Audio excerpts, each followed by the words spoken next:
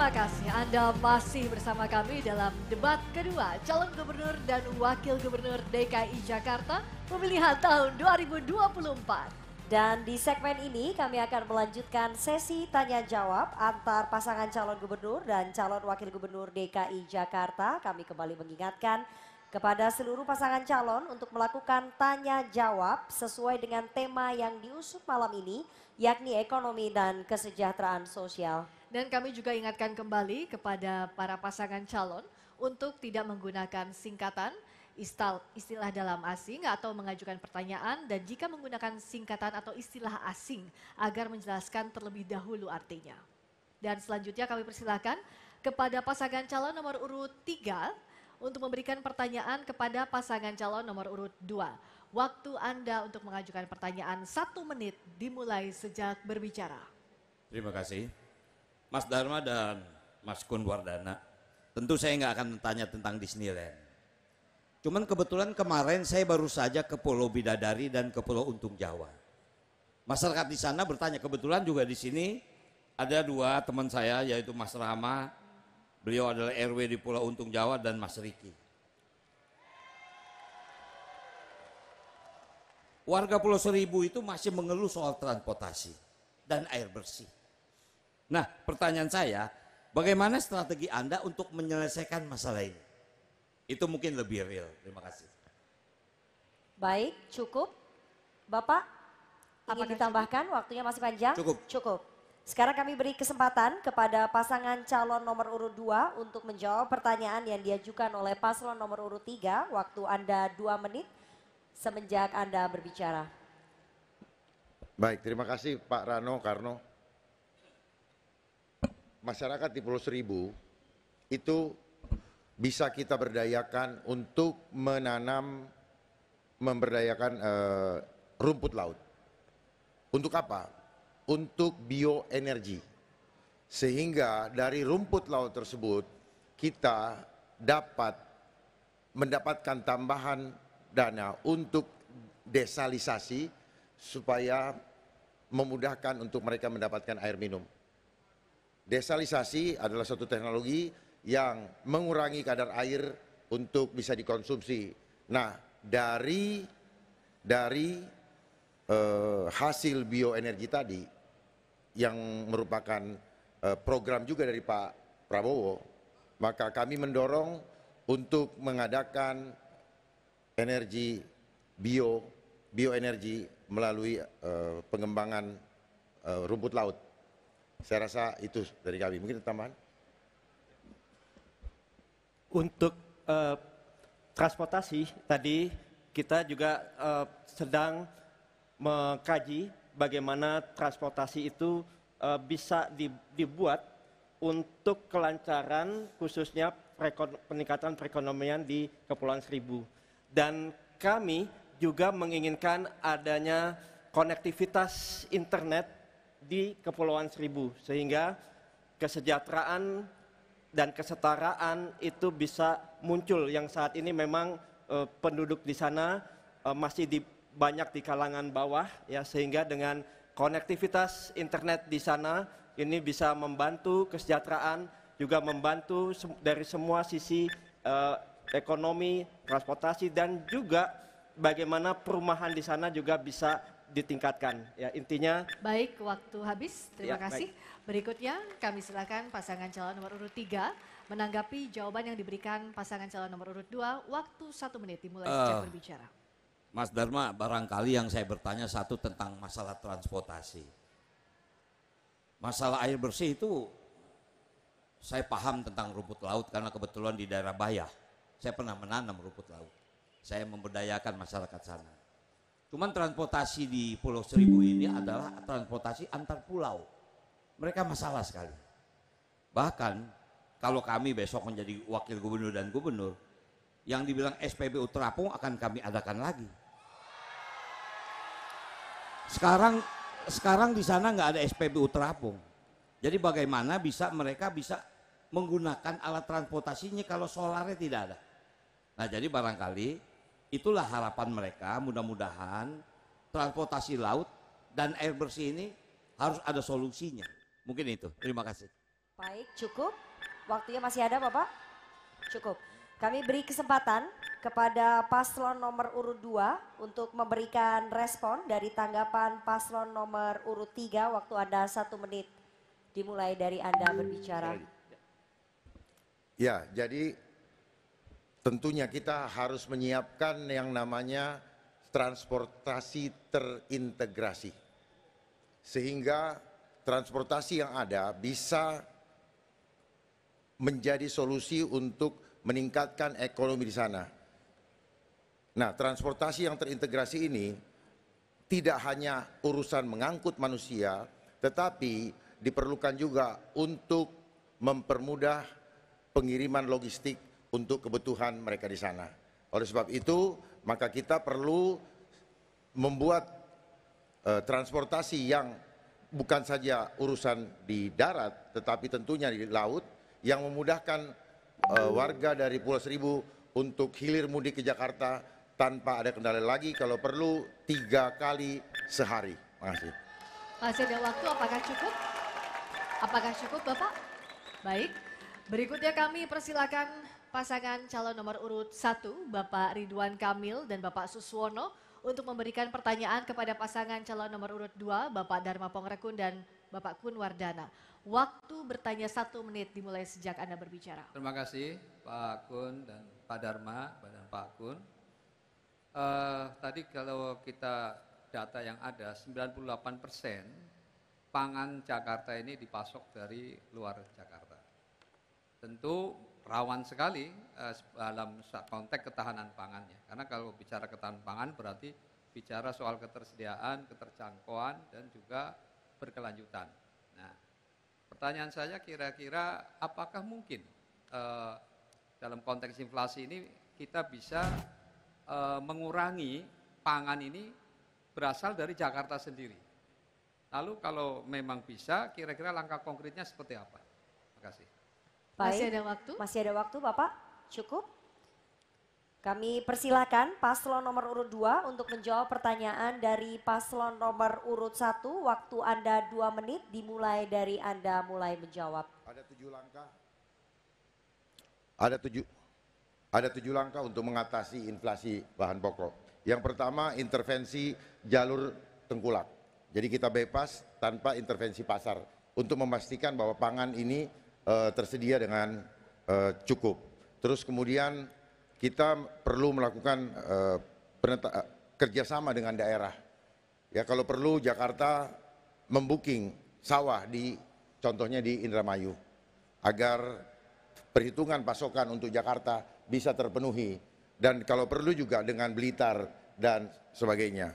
Lalu kita perlu juga menyiapkan gerakan menanam, ya, seperti yang Pak Bang Kamil sampaikan, bahwa menanam bisa ada di atap, di rooftop. Kemudian kita manfaatkan juga lahan-lahan yang tidak digunakan, dan tim ekonomi adab kami akan mengajarkan bagaimana caranya untuk menanam. Kami berikan bibit sampai berhasil, dan kalau ada berlebihan itu bisa menjadi subsidi untuk disalurkan kepada RT dan RW yang ada. Lalu kemudian bisa juga kita menggantikan padi dengan sagu. Ya, mungkin ini belum pernah dicoba, tetapi pada saat kita sudah tidak mampu lagi, maka kita perlu mengganti padi dengan sagu. Lalu pengawasan distribusi barang, agar barang cepat didistribusikan kepada masyarakat dan masyarakat kebutuhan akan pangan dapat dipenuhi. Terima kasih. Masih ada waktu, apakah cukup Bapak? Ya, jadi tambahan lagi yaitu penggunaan vertical farming, ya. Jadi bagaimana farming itu juga bisa dilakukan di perkotaan, dan juga bagaimana mendorong masyarakat untuk hidroponik, ya, di kawasan masing-masing, kawasan rumah masing-masing. Baik, waktu habis. Terima kasih. Berikutnya pasangan calon nomor urut 1. Mohon tenang hadirin. Hadirin mohon tenang. Berikutnya kami silakan pasangan calon nomor urut 1 menanggapi jawaban pasangan calon nomor urut 2. Waktu 1 menit dimulai saat berbicara. Baik, sebetulnya saya fokusnya tadi adalah apakah mungkin Jakarta bisa membangun pertanian di dalam kota. Ya. Tadi sebenarnya sudah waktu tadi dalam diskusi sempat mengangkat soal urban farming, tapi langkah konkretnya urban farming seperti apa? Tentu kita punya sesungguhnya Jakarta ternyata punya potensi lahan yang luas, yaitu lahan-lahan telantar. Di balik-balik gedung-gedung tinggi itu ternyata masih banyak lahan-lahan yang belum dibangun. Dan tentu kalau ini kita bisa inventarisir dengan baik dan kemudian kita gerakan anak-anak muda untuk dilatih berkebun, maka saya yakin potensi ini memungkinkan untuk itu. Dan saya sudah mengunjungi diantaranya ada petani anggur Pak Arifin di Duren Sawit, ada lagi peternak ikan lele di di Kalibata. Jadi ternyata bisa menguntungkan ada di Jakarta ini. Terima kasih. Terima kasih, silakan paslon nomor urut 2 merespon tanggapan dari paslon nomor urut 1. Waktu Anda 1 menit dimulai dari sekarang. Ya, seperti yang sudah kami sampaikan tadi, bahwa kami nanti sudah menyiapkan tim ekonomi adab untuk membina setiap masyarakat yang ingin mendapatkan pangan mandiri tanpa harus tergantung dari pasokan luar dengan gerakan menanam, di mana rooftop bisa kita pakai dan halaman-halaman di sekitarnya bahkan cukup dengan plastik pun mereka bisa menyiapkan. Dan bibit dari kami bina, kami ikutin sampai bagaimana tanaman ini bertumbuh, itu akan kami bina sampai jadi. Dan setelah itu kalau berlebihan seperti tadi yang saya sampaikan, akan kami siapkan market supaya bisa menghasilkan nilai ekonomi. Melalui program Getuk Tular Adab akan membuat masyarakat Jakarta tidak perlu takut lagi tidak punya uang. Baik, terima kasih. Berikutnya, hadirin mohon tenang. Terima kasih. Hadirin kami mohon tenang. Kami persilakan kepada pasangan calon nomor urut 1 untuk memberikan pertanyaan kepada pasangan calon nomor urut 3. Waktu Anda 1 menit dimulai sejak berbicara. Ya, terima kasih untuk pasangan 03. Di debat sebelumnya bertanya saya tentang Bandung, sekarang tentang Jawa Barat, yang memang track record lah yang diperdebatkan. Izinkan saya tidak bertanya ke Mas Pram, beliau guru saya bertanya ke sahabat saya Pak Rano Karno. Bang Rano, Anda pernah jadi wakil gubernur Bu Atut, kemudian naik menjadi gubernur Banten. Ya. Seorang pemimpin tentunya diberi kekuasaan sebegitu besar untuk menjalankan amanah. Dalam catatan saya, dari 2012 sampai 2017, indeks pembangunan manusia Banten tidak naik. Yang terjadi bukan stabil, malah turun 0,07. Apa kendalanya, apa permasalahannya, sehingga hal itu yang sangat disesalkan bisa terjadi. Terima kasih. Baik, terima kasih. Calon gubernur nomor urut 1.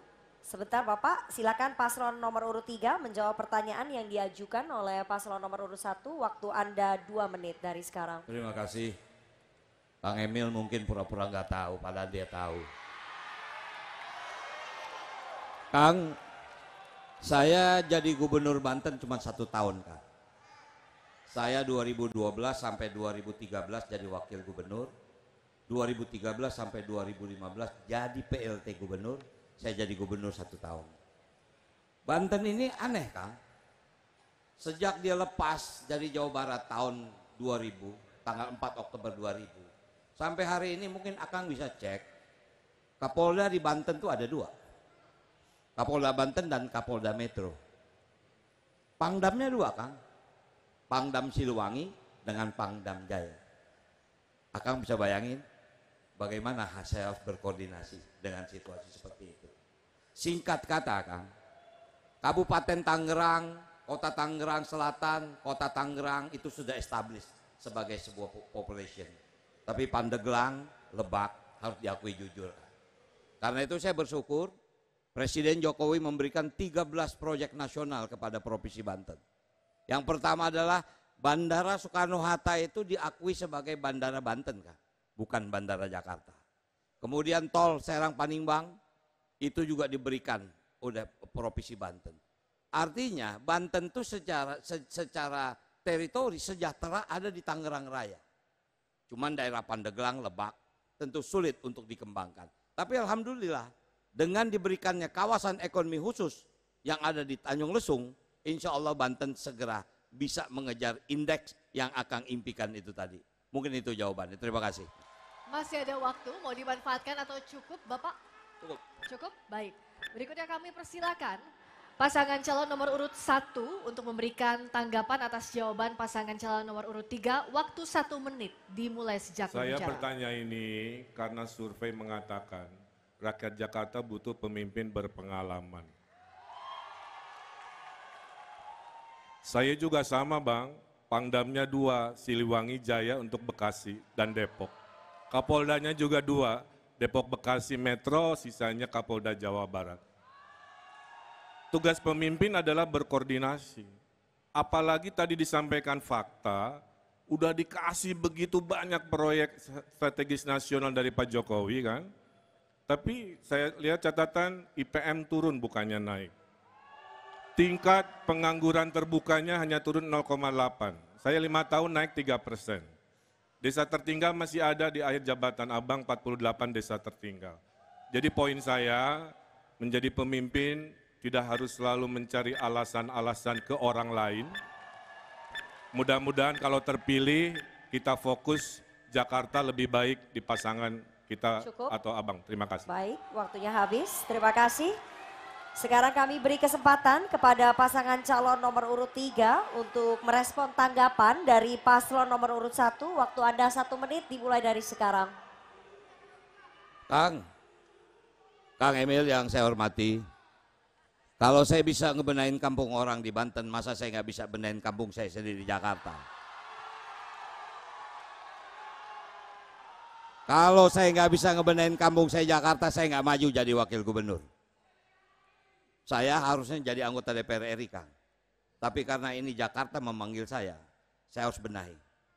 Kalau bicara pengalaman, barangkali antara kita berdua, Pramono Anung lebih unggul soal pengalaman daripada kita. Karena itulah kenapa saya yang minta beliau jadi gubernur, bukan saya menjadi gubernur. Nah mudah-mudahan pasangan ini bisa merubah Jakarta jauh lebih maju. Mungkin itu, terima kasih. Masih ada waktu, mau ditambahkan atau cukup? Cukup, baik. Berikan aplaus yang meriah untuk sesi yang sangat menarik ini. Tanya jawab tanggapan antara pasangan calon gubernur dan wakil gubernur DKI Jakarta. Sudah memberikan sesi yang luar biasa. Betul Seru. sekali, sangat seru ya Friska. Tapi kita tidak berhenti sampai di sesi ini. Kita akan kembali dengan sesi penyampaian pernyataan penutup dari seluruh pasangan calon gubernur dan juga calon wakil gubernur. Tetap bersama kami.